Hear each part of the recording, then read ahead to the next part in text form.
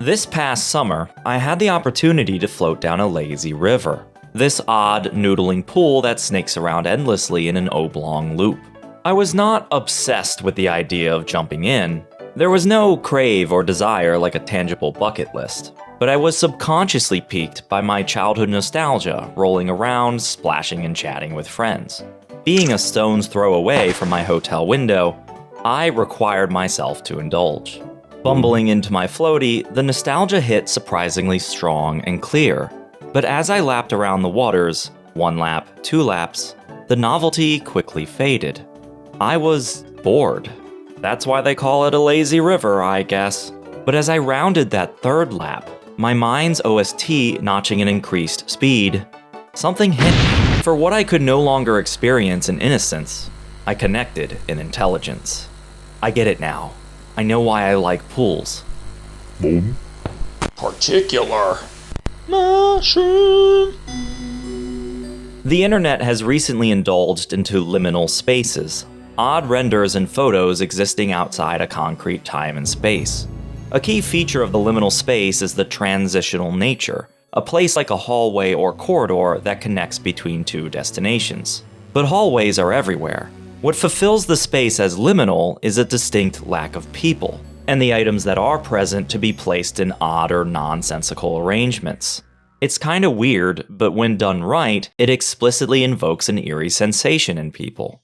I must admit I was completely devoid of understanding when I first glossed up on the term. Sure, I'd been exposed to these places before, that sunken city in Super Mario 64 comes to mind, but then I watched The Backrooms. Suddenly I was hooked. Abruptly my brain was immersed into liminality, absorbing every liminal space I could find, pointing out such spaces in real life, and of course, playing video games. The game Pools caught my attention, for specifically advertising itself as lacking monsters while maintaining an oppressive atmosphere. While scary creatures are what engaged me at first, the essence of liminal spaces was what I craved. I figured if the game was voted overwhelmingly positive without the easy points from jump scares or creepy crawlies, then it must have distilled those transitional corridors somewhat authentically. I was not disappointed. The game is full of sinister moments, places that make you feel uncomfortable and lost. The subway maze in the first chapter is an early standout. Even though I knew nothing could get me, I still proceeded with the abundant caution that would envelop such a person in a dangerous situation. And here's where things get interesting. Horror and danger, in many ways, betrays the concept of what a liminal space is going for. Remember that such a space is defined as transitional. The whole point of a liminal hallway is that there's nothing there. In a hotel, the hallway is the transition between the lobby and your room. The lobby has delicious breakfast, cute receptionists to say hi to. Your room is where you sleep, shower, freshen up for the day, or wind down for the night. The hallway, it's a hallway. Okay, maybe there's an ice machine in the corner. Wow. The only reason you're still in here is because, of course, your room is furthest from the elevator and you gotta walk all the way down. Pardon me. Sure, the passage is necessary to get to your desired location, but otherwise the hallway is worthless. Worthless is what you want your liminal space to be. A danger in the liminal space belies its purpose and identity. A monster lurking in lost hallways makes those hallways its home, its prowling grounds. That makes it no longer the middle ground, instead, the ground. You are elevating the transition space to the level of highest importance, since that is where you are on the highest alert. Even Pools, without a concrete threat, elevates the liminal spaces by making it, well, the entire game. There's nothing but transitional spaces here, by proxy making transitional spaces the most important. So why would games and media do this if it betrays the liminal space? The answer is childhood. You might be thinking right now that it's the nostalgia and dreamy remembrance of childhood that gives liminal spaces their edge. Indeed, liminal spaces are often dreamlike in appearance, hinting at real places you've been, much like your childhood only surfaces as fragmented memories eroded by time. It's an easy connection to make, but I want to take a different approach here. These large, transitional expanses are not just vague, ethereal connections to the past that you sense like some spiritual experience. It's a direct connection to a lived experience. As a kid, I did not think the furniture store was a place to furnish a home with a two-piece set. It was rather the best stage to play hide and seek. With a tiny body able to crawl and tuck around furniture, the store was an endless maze of hiding spots to hide and hunt for your siblings. The lazy river similarly felt like an endless loop of discovery and exploration. It didn't matter if it was lap 2 or 20, I would notice something new.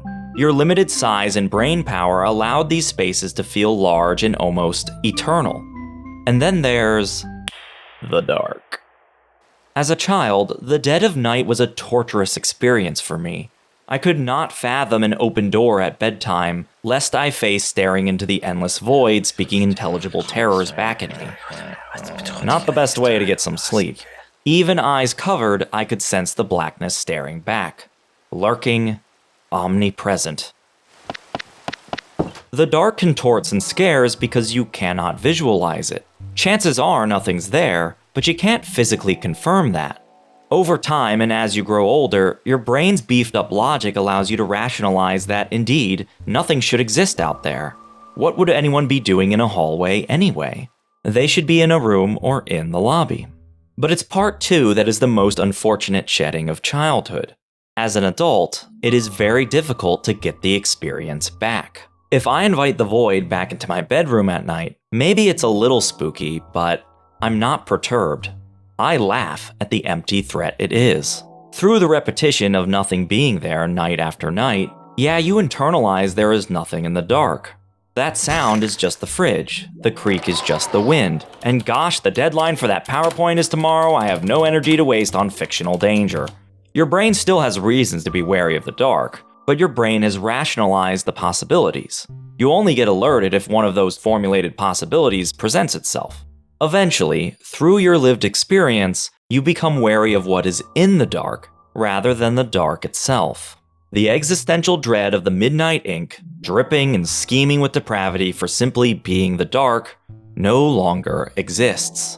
In the same way, the furniture store shrinks too much to be a place to hide, and becomes just a shop to buy a two-piece set. A lazy river is just a 3,000-foot strip of concrete. With liminal spaces, however, the lazy river can finally feel endless again. Billions and billions of endless hallways in the backrooms doesn't simply recreate the feeling of childhood. It is childhood. The ominous, twisting labyrinth of pools manifests the physical form of places through the lens of a tiny person. The spaces are visibly as large as they felt growing up. You can sit in the chair, go down the slide, ride on the floaties, but instead of a small, predictable, enclosed space, there's a dark corner that goes somewhere unknown. Where the heck does this slide go? You might pop out in a completely unfamiliar location. This symbol of fun is still fun, but it beckons back potential unease you had as a child. And that manifests the danger of the dark too. Sure, there are no monsters in pools, but when the slide slams you into the floor with a painful thud, oh shoot, this is real. If there is a monster here, I'm dead for reals. It's not my imagination. Of course, it is still just a video game, but immersion is a potent thing. Enveloped in a world with rules you don't understand, you dive into the shadow of your younger, more clueless self. Monsters are an expedient insert to heighten the stakes, but these repetitious corridors can immerse you either way. Delve too deep though, and something might rattle your core. And that's the power of the liminal space. Your brain knows what's real and what's not. The most powerful way to shake an adult is to make them doubt reality again.